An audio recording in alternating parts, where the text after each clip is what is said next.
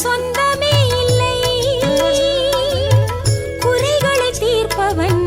புறமகள் நாயகன் கொடுப்பான் பஞ்சமே இல்லை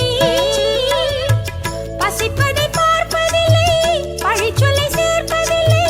பணியிடும் வேலன் போல் இல்லை படைப்பினில் வேதமே இல்லை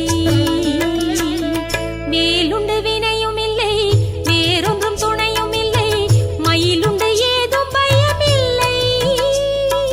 ஓம் சரவண ஓம் சரவண ஓம் சரவண ஓம் வேல் சரவண வேல்